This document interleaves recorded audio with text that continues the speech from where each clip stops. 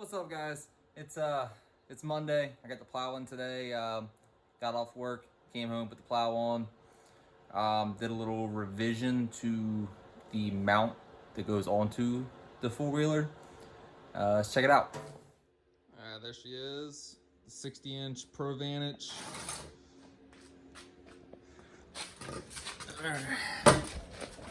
It's all hooked up. I am using the little pulley bracket thing, whatever you want to call it, that came with the kit right now. I am going to upgrade to the actual pulley probably next year, because I'll probably be replacing the rope by the end of winter, or after winter's over anyway. So I'll get a new rope, probably save this one as the plow rope and get the pulley on there. I'm going to get the little flap for the top too for next year.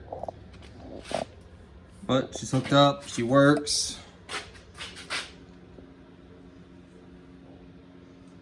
And as you can see with the front mount, you can actually take these up pretty high.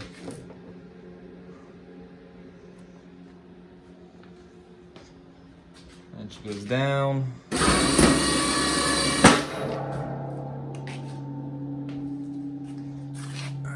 My revisions for the mount, like you guys saw in the last video, I had little shim in there.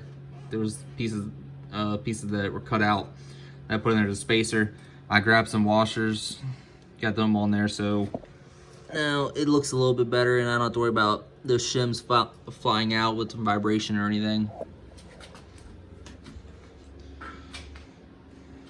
But here she goes. The 2018 Outlander 570 XMR with the worn 60-inch Pro Vantage plow. It's a pretty simple install.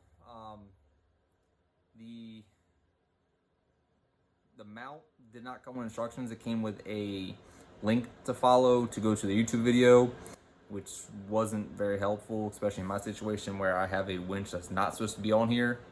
That gave me some issues, but we got to figure it out. The base didn't come with any instructions.